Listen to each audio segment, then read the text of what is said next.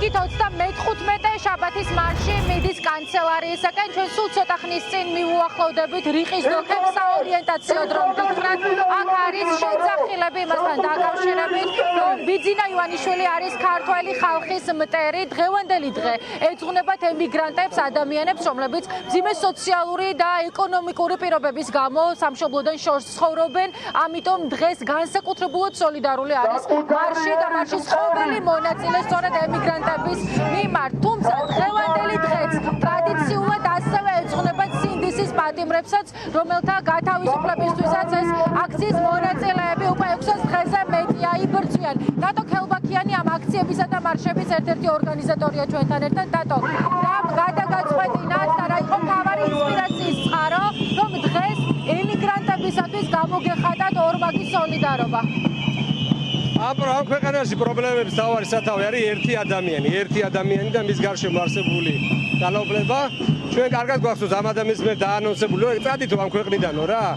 აქედან ამ ადამიანებს ეს ქმნის ადამიანი პირობებს, რომ საქართველოს მოქალაქეები რაც შეიძლება ბევრი გავიდეს ამ ქვეყნიდან, დაცარიელდეს ეს ქვეყანა და ალბათ ყველამ კარგად იცით რეგიონებში დადიხართ, როგორი დაცარიელებულია სოფლები. ახალგაზრდებს ვერ შეხვდები და ადამიანი რომ მოიხმარო საქმეში, ეს ადამიანის კი პრობლემაა. ეს სოფლების დაცარიელება, წაკ ეს ამიგრანტები ხო გაუშვეს, გააძევეს ფაქტობრივად ამ ქვეყნიდან, ბავშვები იზრდებიან ვიდეოზარები და აი ამ ადამიანებს ხმის უფლებაც კი წაართვეს.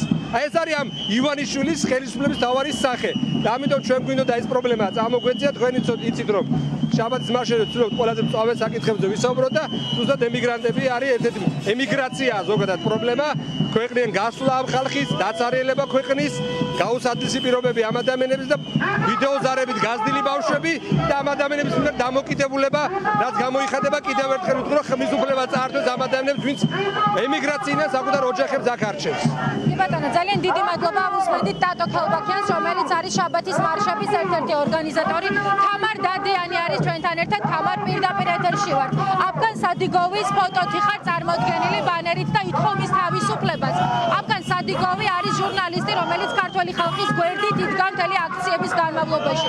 რაც გვეტყვის ყველაფერი, მთელი ის ჯაჭვი, რომელიც არსებობს და ქრონოლოგია ქართული ოცნების პირობებში, რა არის ამ ყველაფრის მთავარი პრობლემა და ვინ არის ამის სათავეში? როგორ უნდა დასრულდეს ქართული ოცნება, როგორ ფიქრობ? ქართული ოცნება რაც შეიძლება მალე უნდა დასრულდეს და ჩვენ უნდა გავაცილოთ მშვიდობიანად. ჰიბრიდული ომი მიმდინარეობს, უზარმაზარ დანაშაულებებზე წავიდა ოცნება და ჩვენ იმდენი უნდა ვიბრძოლოთ, რომ ისინი ვაიძულოთ დატოვონ თანამდებობა და დატოვონ საერთოდ საქართველო. აფგან სადიგოვის საკითხთან მიმართებაში თავი და ბოლო არის ოცნება. ივანიშვილის ბრძანებით დღეს ეს ადამიანი ციხეში იტანჯება. აბსოლუტურად უდანაშაულო და ასევე იტანჯებიან 90 პოლიტპატიმარი, რომლებსაც უყვართ საქართველო და არაფერი, როგორც მათ ყიდიან ქართულ მიწა-წყალს. თავიანთი ჯიბის გასამდიდრებლად. ჩვენ მათ მალე დავასრულებთ. კი ბატონო, ძალიან დიდი მადლობა უსმენდით თამარ დადიანს, რომელიც ყველა ხელისუფლების პირობებში იბრძოდა და რომელიც ეროვნული მოძრაობის წევრიც იყო. რაც შეეხება დღევანდელ მარშს, აქ არის სიმბოლიკა ძალიან საინტერესო, როგორც ყოველთვის საქართველოს ევროკავშირის დროშებით არიან მოქალაქეები და ასე მიდიან საკრებულოსთან და დღევანდელ მარშს უერთდებიან ემიგრანტებიც, რადგან მთავარი თემა სწორედ ეს არის მძიმე სოციალური და ეკონომიკური პირობების გამო საქართველოდან გაქცეული ადამიანების სოლიდარობა და ამასთანავე ამ ბრძოლისა და მარშის პროტესტის ავანგარდში ტრადიციულად არიან სინდისის პატიმრების მშობლები და ოჯახის წევრები, რომლებიც საკუთარი შვილების გათავისუფლებისათვის ყველა დასაშვები და დემოკრატიული ფორმით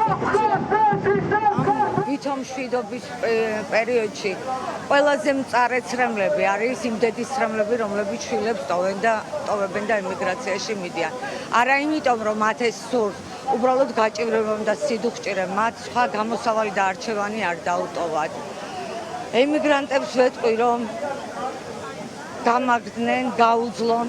ყველაზე რთულია მეც დედა ვარ, დედა ბებია და ტრაგედიაა, როცა იზრდებიან შვილები შენს გარეშე და მხოლოდ ინტერნეტის და ტელეფონის საშუალებით გაქვთ მათთან ურთიერთობა. ჩვენ აუცილებლად ამ ბრძოლას გავაგრძელებთ, მანამ ვიდრე თქვენთვის საყვარელი საქართველო და ჩვენთვის სასურველი საქართველო არ იქნება. აქ ვდგავარ, იმიტომ რომ სინდისის ქეჩნა მახსოვს. ეს ხალხი, რომელიც ჩვენ გვერდით ქუჩაში იდგა, რომ საქართველო გვეხსნა რუსეთისგან, დღეს აპრობილეშია. და ზოგჯერ მგონია და მე მგონი სამართლიანად რომ ეს ხალხი ამ სისტემას შევატოვეთ და ჩვენ ახლა ზოგიერთი პესიმისტში ვიგუდებით. არ არის პესიმისტის რომ ქართული საზოგადოება განვითარდა, მე ამის ხმა შემიძლია, იმიტომ რომ შევარდნაძის დროს წავედი აქედან და ვიცი როგორი საზოგადოება შედგა დღეს. მე საქართველოს შემიყვარდა სწორედ ამ შემდგარი საზოგადოების გამო. ამ საზოგადოებას ვერანაირი რუსული ჩექმა ვერ დააჩოქებს. ამიტომაც ვარ მე ასეთი იმედით. მნიშვნელოვანი ერთადერთი რაც შეგვიძლია გავაკეთოთ, ეს არის აი ამ პროტესტის შენარჩუნება. შაბათის მარში ჩემთვის ყველაზე მნიშვნელოვანი არის აი ეს. ამიტომ ვცდილობ მაქსიმალურად ჩავიდე, რუსაველზე და მონაწილეობა მივიღო შაბათის მარშიც. ვფიქრობ, რომ დღეს პროტესტის საუკეთესო ფორმა აი ეს არის. რიგით 35-ე შაბათის მარში ინგორუხოს ქუჩისაკენ მიემართება. სწორედ იქ გაჩერდებიან ირაკლი კოლბახიძის კაბინეტთან გააგრძელებენ შესახილების გაჟღერებას, რომელთა მთავარი ადრესატები ქართული ოცნების წარმომადგენლები არიან. ზაღან ისინი სკანდირებდნენ, ვინ არის მოღალატე და ამაზე ჰქონდათ რიტორიკული პასუხი, რომ მოღალატე არის ბიძინა ივანიშვილი. ამიტომ ახლაც ისევე როგორც დეკემბრიდან ეს ხდება ყოველ შაბათს, დღევანდელ დღესაც დედაქალაქის ნაწილში საპროტესტო შეძახილება